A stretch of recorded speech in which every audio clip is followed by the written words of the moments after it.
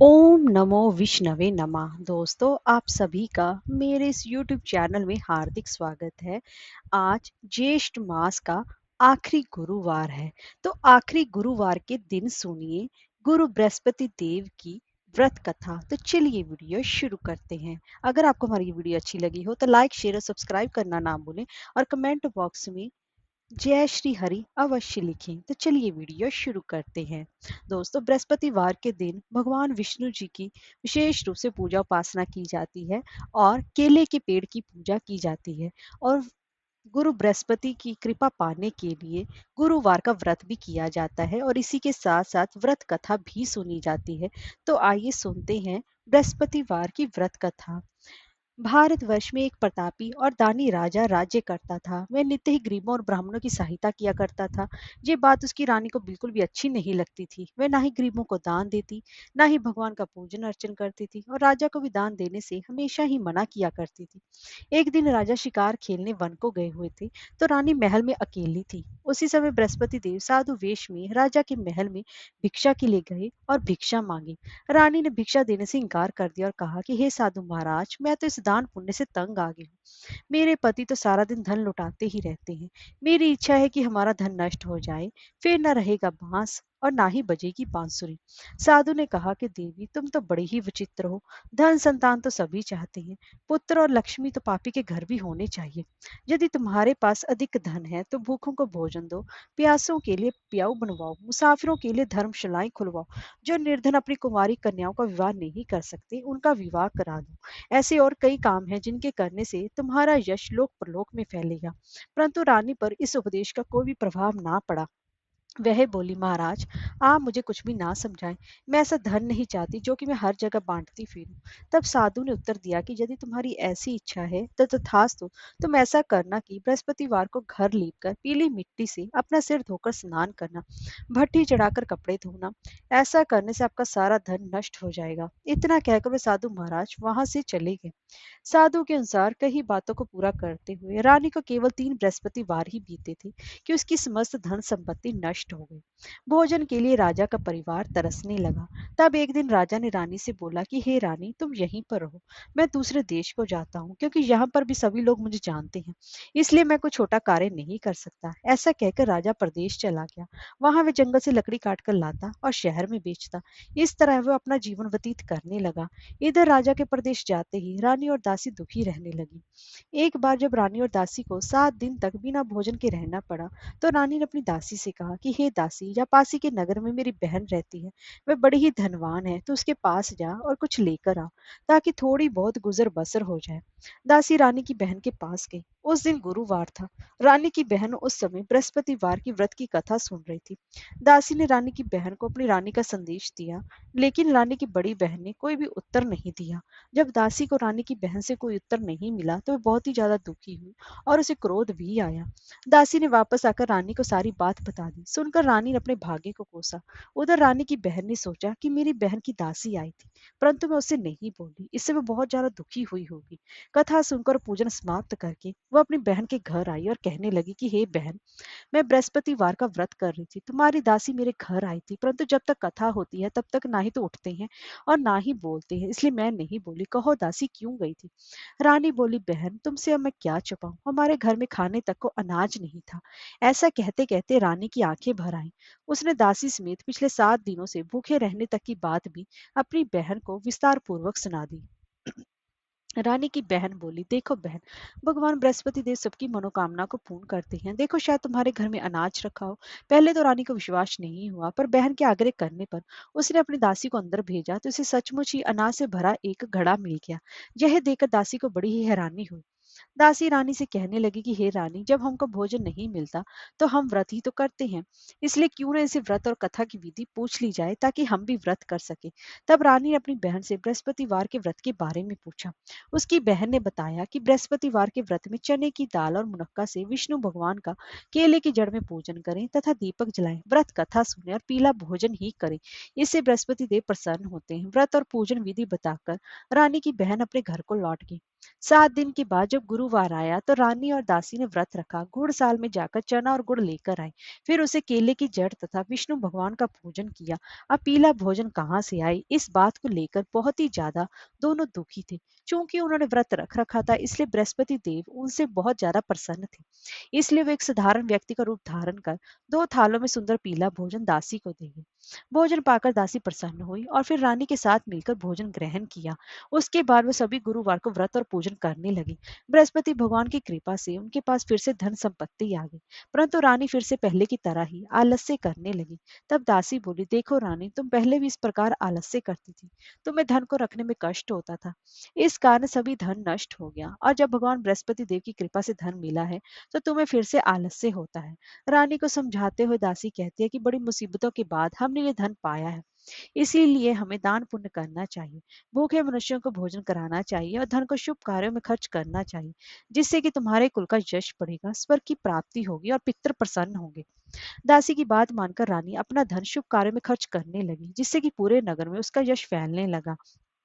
एक दिन राजा दुखी होकर जंगल में एक पेड़ के नीचे आसन जमाकर नीचे बैठा था। वह अपनी दशा को याद करके व्याकुल होकर रोने लगा। बृहस्पतिवार का दिन था। एकाएक उसने देखा कि निर्जन वन में एक साधु प्रकट हुए। वह साधु के वेश में स्वयं बृहस्पति देवता थे।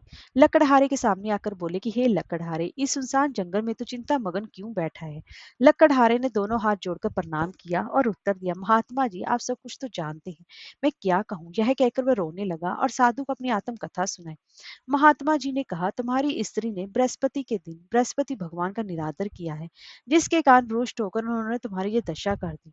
अब तुम चिंता को दूर करके मेरे कहने पर चलो तो तुम्हारे सब कष्ट दूर हो जाएंगे और भगवान पहले से भी अधिक संपत्ति देंगे। तुम बृहस्पति के दिन कथा किया करो। 2 पैसे के चने मुनक्का लाकर उसका प्रसाद बनाओ। शुद्ध जल से लोटे में शक्कर मिलाकर अमृत तैयार करो।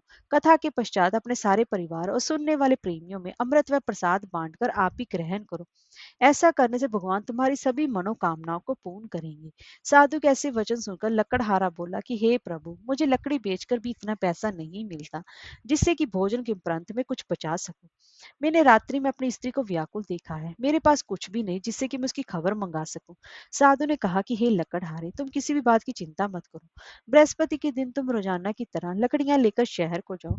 तुमको रोज से दुगने धन की प्राप्ति होगी, जिससे कि तुम भली भांति भोजन कर लोगे तथा बृहस्पति देव की पूजा का सामान भी आ जाएगा।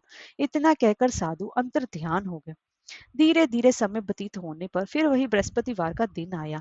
लकड़हारा जंगल से लकड़ी काटकर किसी शहर में बेचने गया। उसे उस दिन और दिन से अधिक पैसा मिला। राजा ने चना गुड़ आदि लाकर गुरुवार का व्रत किया।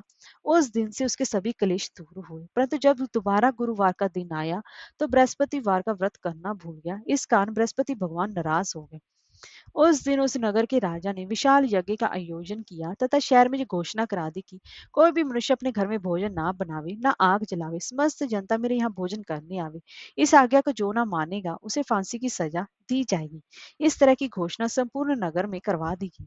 राजा की आज्ञा अनुसार शहर के सभी लोग भोजन करने गए, लेकिन लकड़हारा कुछ देर से पहुंचा, इसलिए राजा उसको अपने साथ घर ही लिवा ले गए और ले जाकर भोजन करा ही रहे थे कि रानी की दृष्टि उस खूंटी पर पड़ी जिस पर कि उसका हार लटका हुआ था। वह वहां पर दिखाई नहीं दिया। रानी ने निश्चय किया कि मेरा हार इस मनुष्य ने चुरा लिया है। उसी समय सिपाहियों को बुलाकर उसको कारागार में डलवा दिया।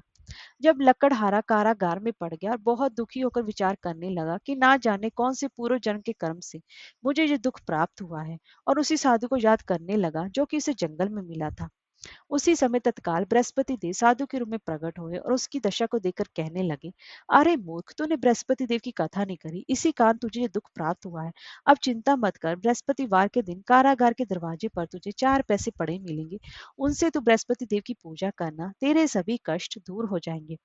बृहस्पति के दिन उसे 4 पैसे मिले। लकड़हारे ने कथा कही। उसी रात्रि को बृहस्पति देव ने उस नगर के राजा को स्वप्न में कहा कि हे राजा, तुमने जिस आदमी को कारागार में बंद कर दिया है वह निर्दोष है, वह राजा है, उसे छोड़ देना।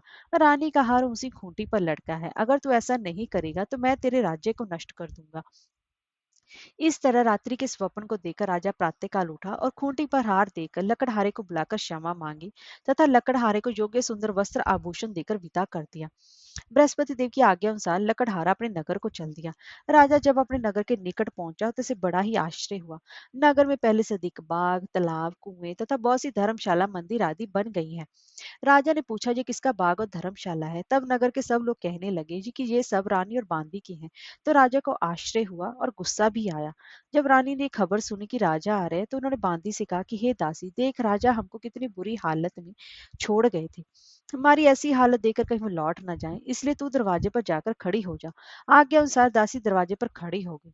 राजा आए तो उन्हें भी अपने साथ लिवाल लाई। तब राजा ने क्रोध करके अपनी रानी से पूछा कि यह धन तुम्हें कैसे प्राप्त हुआ है? तब उन्होंने कहा कि हमें यह सब धन बृहस्पति देव की स्मृत के प्रभाव से ही प्राप्त हुआ है। राजा ने निश्चय किया कि 7 रोज बाद तो सभी बृहस्पति देव का पूजन करते हैं, परंतु मैं प्रतिदिन दिन में 3 बार कहानी तथा रोज व्रत किया करूंगा। अब हर समय राजा के दुपट्टे में चने की दाल बंधी रहती तथा दिन में 3 बार कहानी कहता। एक रोज राजा ने विचार किया कि चलो अपनी बहन के यहाँ हो आवे। इस तरह निश्चय कर राजा घोड़े पर सवार होकर अपनी बहन के यहाँ को चलने लगा। मार्ग में उसने देखा कि कुछ आदमी एक मुर्दे को लिए जा रहे हैं। उन्हें रोककर राजा कहने लगा, अरे भाइयों, मेरे बृहस्पति देव की कथा सुन लो। वे बोले, लो, हमारा तो आदमी मर गया, इसको अपनी कथा की पड़ी है। परंतु कुछ आदमी बोले, अच्छा को हम तुम्हारी कथा भी सुनेंगे। राजा ने दाल निकाल ली और जब कथा आधी हुई थी कि मुर्दा हिलने लग गया और जब कथा समाप्त हो गई तो राम राम करके मनुष्य उठकर खड़ा हो गया। आगे मार्ग में उसे एक किसान खेत में हल चलाता मिला। राजा ने उसे देखकर उससे बोले, अरे भैया, तुम मेरे बृहस्पतिवार की कथा सुन लो। किसान बोला, जब तक मैं तेरी कथा सुनूंगा तब तक मैं 4 हरैया जोत लूंगा। जा अपनी कथा किसी और को सुनाना।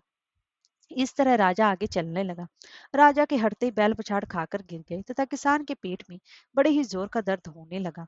उस समय उसकी माँ रोटी लेकर आई। उसने जब ये देखा तो अपने पुत्र से सब हाल पूछा और बेटे ने भी सभी हाल कह दिया। तो बुढ़िया दौड़ी दौड़ी उस घुड़सवार के पास गई और उससे बोली कि मैं तेरी कथा सुनूंगी, तू अपनी कथा मेरे खेत पर चलकर ही कहना।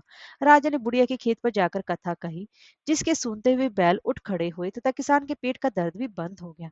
राजा अपनी बहन के घर पहुंचा। बहन ने भाई की खूब मेहमानी की।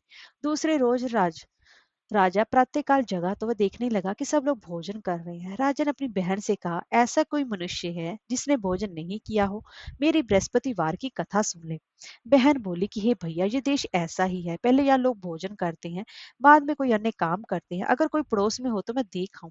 वह ऐसा कहकर देखने चलेगी, परंतु उसे ऐसा कोई भी व्यक्ति नहीं मिला जिसने की भोजन ना किया हो। अंत वह एक कुमार के घर पर गई जिसका कि लड़का बीमार था। उसे मालूम हुआ कि उसके यहाँ 3 रोज से किसी ने भोजन नहीं किया है। रानी ने अपने भाई की कथा सुनने के लिए कुमार से कहा तो वह तैयार हो गया। राजा ने जाकर बृहस्पतिवार की कथा कही, जिसको सुनकर कि उसका लड़का ठीक हो गया। अब तो राजा की प्रशंसा होने लगी। एक रोज राजा ने अपनी बहन से कहा कि हे बहन, हम अपने घर को जाएंगे, तुम भी तैयार हो जाओ। राजा की बहन ने अपनी सास से कहा। सास ने कहा, हाँ चली जा, परंतु अपने लड़कों को मत ले जाना, क्योंकि तेरे भाई की कोई औलाद नहीं है। बहन ने अपने भैया से कहा कि मैं तो चलूंगी, पर कोई बालक नहीं जाएगा। राजा बोला, जब कोई बालक नहीं चलेगा तब तुम ही क्या करोगी? बड़े दुखी मन से राजा अपने नगर को लौट आया। राजा ने अपनी रानी से कहा, हम निर्वंशी हैं, हमारा मुंह देखने का धर्म नहीं है और कुछ भी भोजन आदि नहीं किया। रानी बोली कि हे प्रभु, बृहस्पति देव ने हमें सब कुछ दिया है, वे हमें औलाद भी अवश्य देंगे। उसी रात को बृहस्पति देव ने राजा से स्वप्न में कहा कि हे राजा, उठ, सभी सोच त्याग दे, तेरी रानी गर्भ से है। राजा की ये बात सुनकर बहुत ही ज्यादा उसे खुशी हुई। 9वें महीने में उसके गर्भ से एक सुंदर पुत्र पैदा हुआ। तब राजा बोला कि हे रानी, स्त्री बिना भोजन के रह सकती है पर बिना कहे नहीं रह सकती। जब मेरी बहन आए तब तुम उसे कुछ कहना मत। रानी ने सुनकर हाँ कर दिया। जब राजा की बहन ने यह शुभ समाचार सुना तो वे बहुत ज्यादा खुश हुई तथा बधाई लेकर अपने भाई के यहाँ आई। तभी रानी ने कहा, घोड़ा चढ़कर तो नहीं आई, गधा चढ़ी है। राजा की बहन बोली, भाभी, अगर मैं इस प्रकार ना कहती तो तुम्हें औलाद कैसे मिलती? बृहस्पति देव ऐसे हैं, जैसे जिसके मन में कामनाएं हैं सभी को पूर्ण करते हैं। जो सद्भावना पूर्वक बृहस्पतिवार का व्रत करता है, अब कथा पढ़ता है अथवा सुनता है, दूसरों को भी सुनाता है, बृहस्पति देव उसकी सभी मनोकामनाएं पूर्ण करते हैं। भगवान बृहस्पति देव उसकी सदैव रक्षा करते हैं। संसार में जो मनुष्य सद्भावना से भगवान जी का पूजन व्रत सच्चे हृदय से करते हैं तो उनकी सभी मनोकामनाएं पूर्ण होती हैं। जैसी सच्ची भावना से रानी और राजा ने उनकी कथा का गुणगान किया और उनकी सभी इच्छाएं बृहस्पति देव जी ने पूर्ण की थी। इसलिए पूर्ण कथा सुनने के बाद प्रसाद लेकर जाना चाहिए। हृदय से उसका मनन करते हुए जयकारा बोलना चाहिए। बोलो बृहस्पति भगवान की जय, बोलो विष्णु भगवान की जय।